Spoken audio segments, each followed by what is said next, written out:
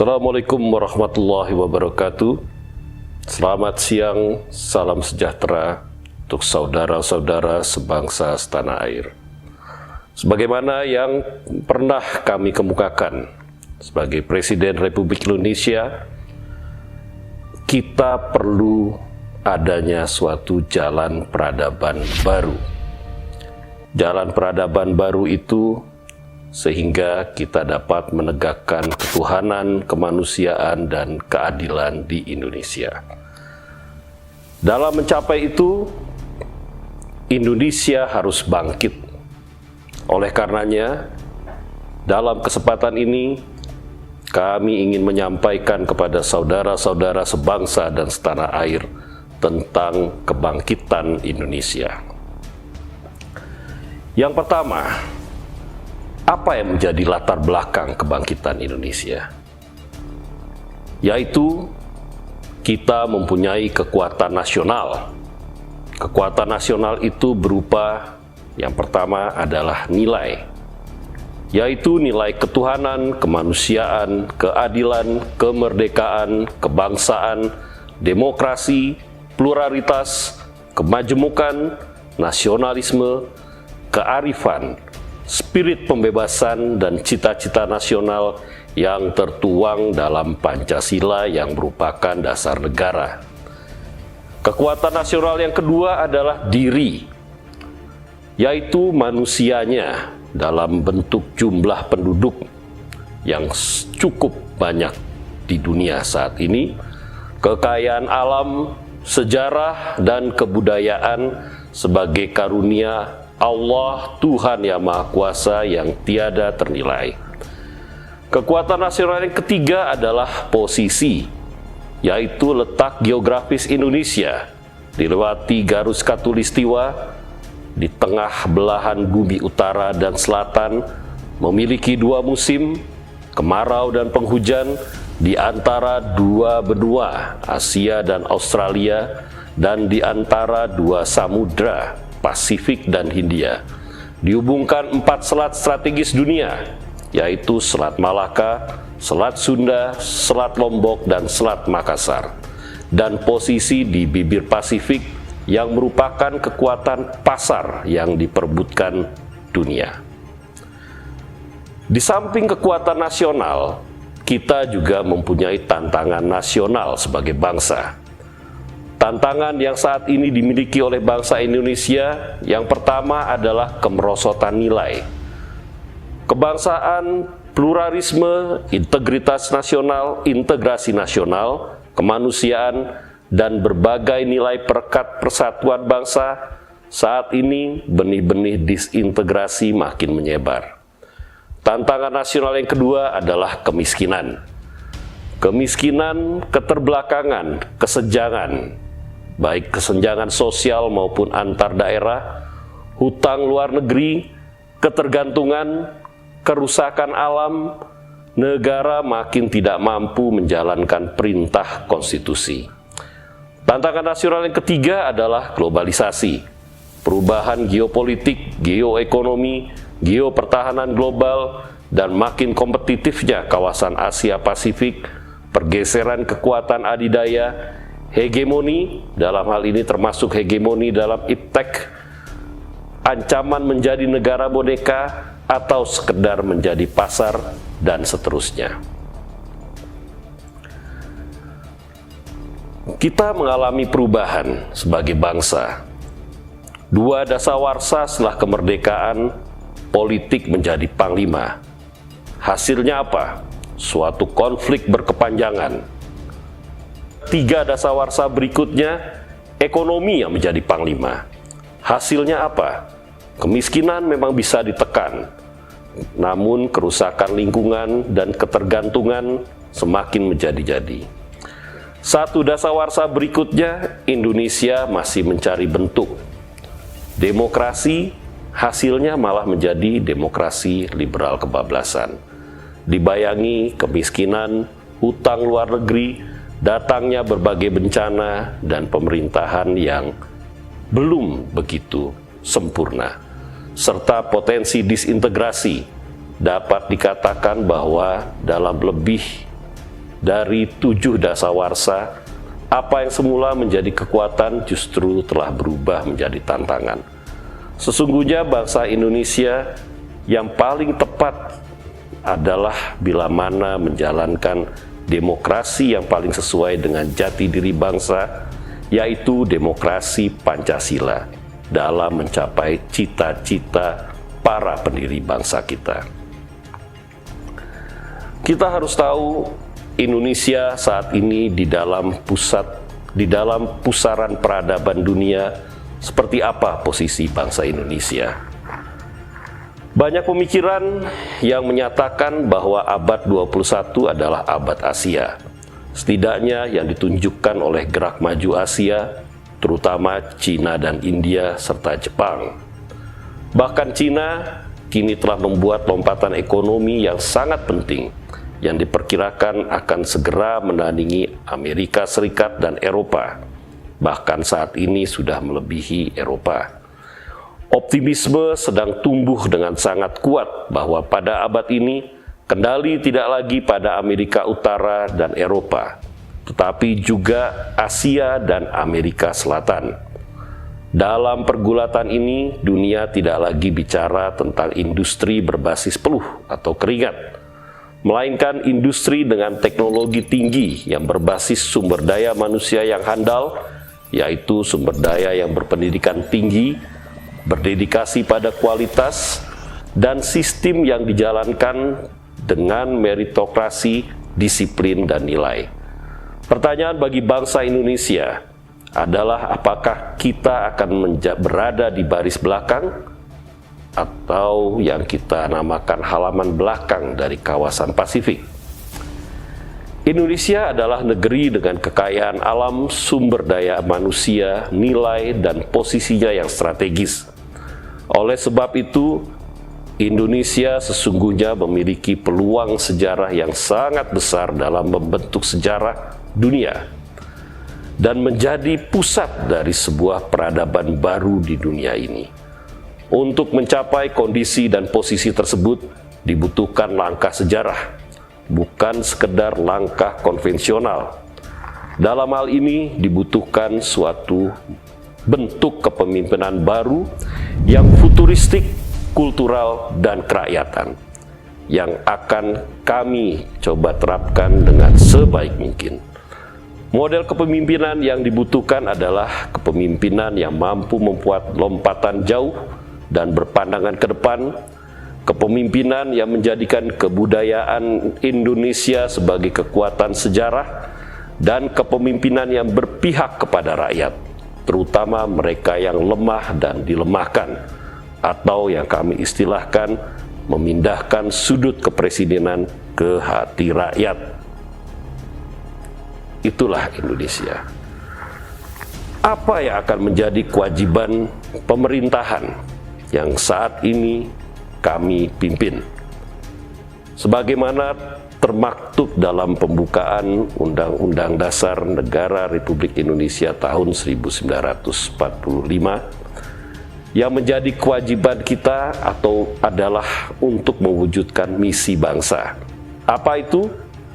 Disebutkan di dalam pembukaan Undang-Undang Dasar tersebut, yang pertama adalah melindungi segenap bangsa Indonesia dan seluruh tumpah darah Indonesia.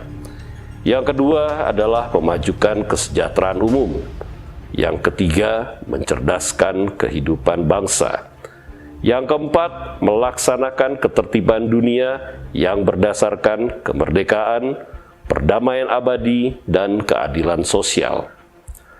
Lalu, dari 4 kewajiban tersebut, kita harus mempunyai arah percepatan pembangunan. Dari misi pemerintah, dari misi negara, apa yang menjadi arah percepatan pembangunan bangsa Indonesia. Dalam hal ini kami telah memformulasikan, telah merumuskan bahwa arah percepatan pembangunan pemerintah di periode ini adalah untuk memajukan pranata demokrasi dan kualitas layanan, atau empathic governance, supremasi hukum, demokrasi konstitusional, bukan prosedural, meritokrasi, dan seterusnya. Yang kedua, memajukan kesejahteraan dan keadilan, serta berkelanjutan atau pemerataan dan peningkatan kualitas pemenuhan kebutuhan dasar dan kelestarian lingkungan. Yang ketiga, memajukan manusia dan kebudayaan, antara lain investasi sumber daya manusia, pendidikan, dan kesehatan.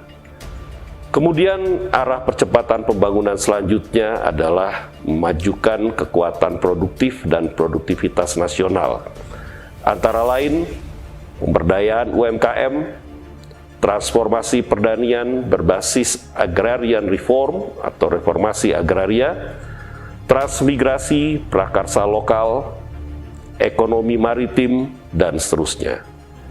Lalu, arah selanjutnya adalah memajukan kepribadian bangsa dan kebanggaan nasional atau karakter building.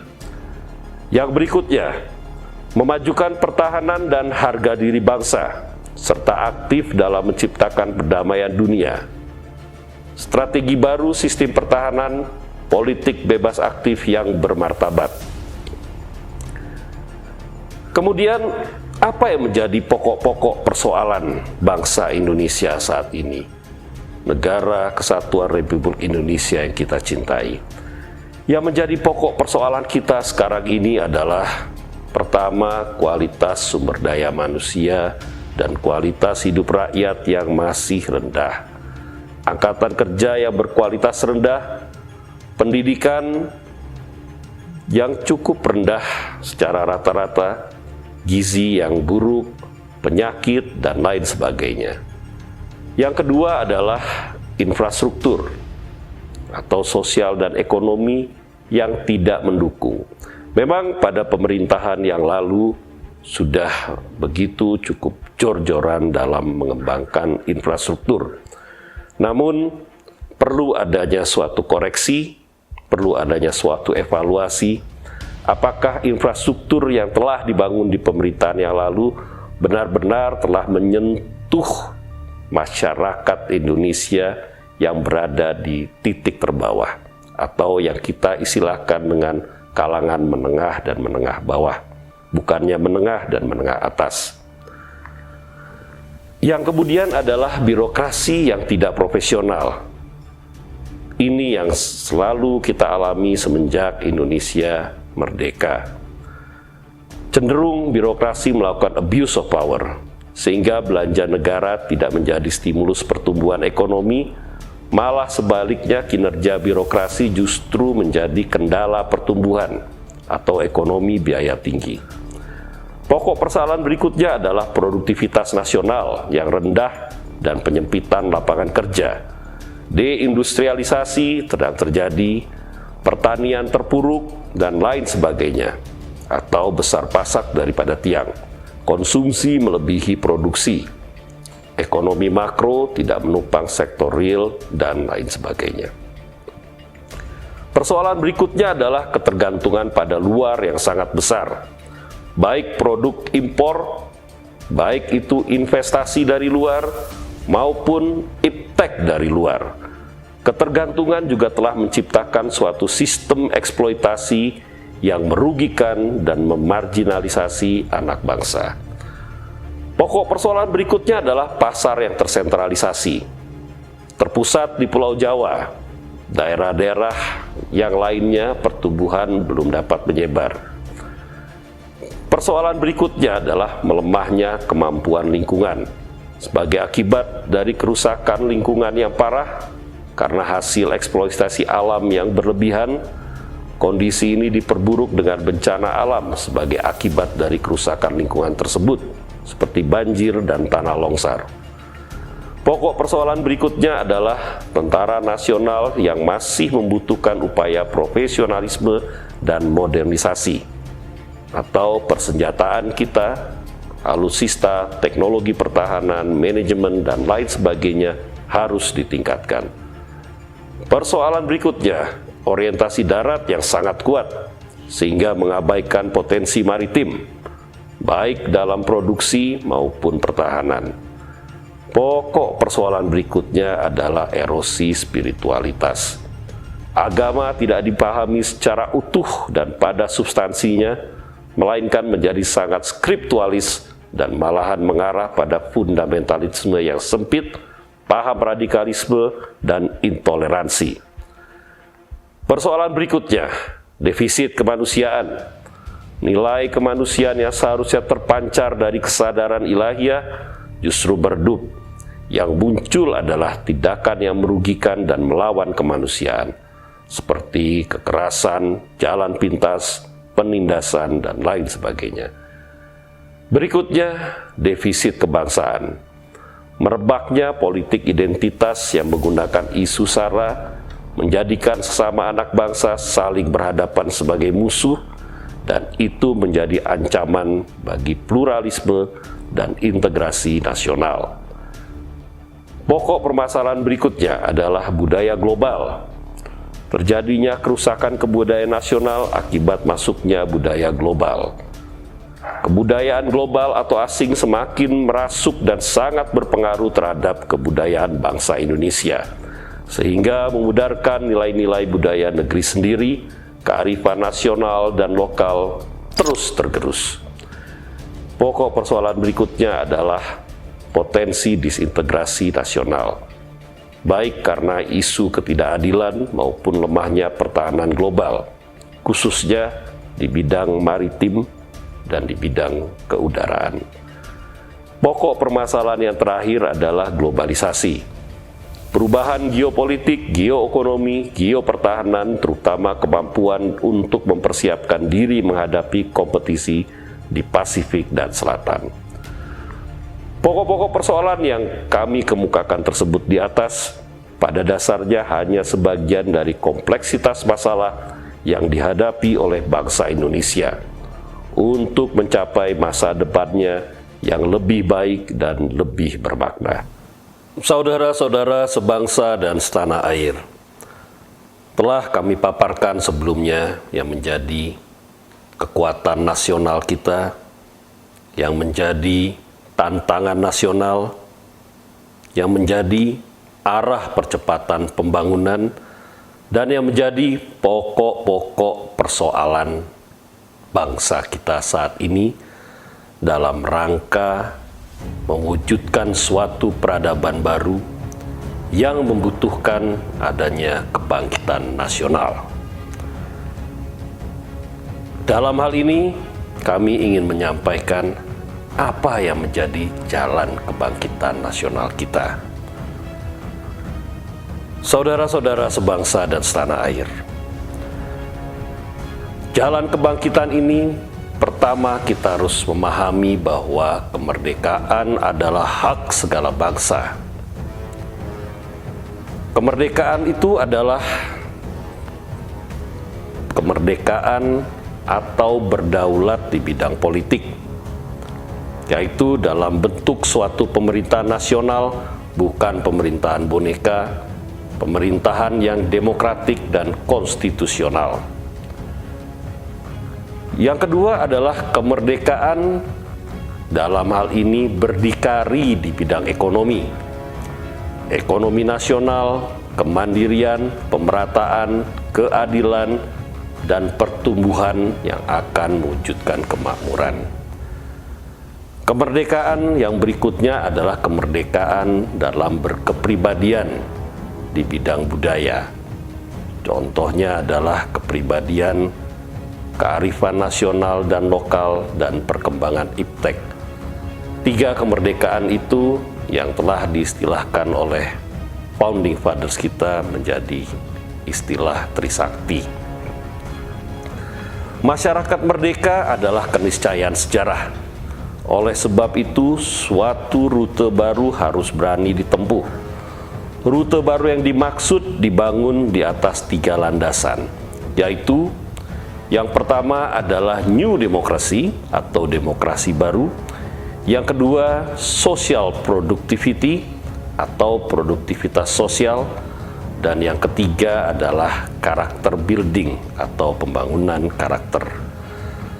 New Demokrasi berarti menata kembali demokrasi, memantapkan reformasi birokrasi, memperluas partisipasi rakyat, baik melalui jalur partai politik maupun non-partai politik yang saat ini harus kita besarkan semaksimal mungkin. Pemerintahan nasional dan konstitusional yang kuat. Sedangkan yang kami maksud dengan social productivity atau produktivitas sosial berarti menggerakkan potensi produksi masyarakat, yaitu perluasan lapangan kerja khususnya di sektor pertanian dan pedesaan, pemberdayaan UMKM atau UKM, pembangunan industri dasar dan setengah jadi, dan seterusnya, yang tentunya dengan perspektif kelestarian lingkungan. Lalu yang ketiga adalah karakter building atau pembangunan karakter, berarti memperkuat pendidikan karakter, budaya, dan nilai-nilai lokal. Kebersamaan dalam keberagaman dan keragaman dalam kebersamaan. Persatuan nasional di bawah Pancasila adalah kekuatan nasional untuk mencapai tanah impian dan berkehidupan yang damai, aman, dan sentosa serta mulia. Yang menjadi syarat bagi kebangkitan nasional adalah komitmen nasional untuk kebangkitan nasional. Ini harus diresapkan, harus dikomitmenkan oleh seluruh elemen bangsa dan seluruh kekuatan bangsa. Syarat berikutnya adalah kepemimpinan, termasuk kepemimpinan dari kami sendiri, yang berkarakter nasional dan melayani di semua lini. Dalam hal ini, kepemimpinan yang dibutuhkan yaitu pertama adalah kepemimpinan yang mampu menggerakkan persatuan nasional dan mampu membangkitkan semangat rakyat untuk bersama-sama membangun negeri. Syarat kebangkitan berikutnya adalah hukum, yaitu penegakan hukum untuk kepastian, kemanusiaan, dan keadilan.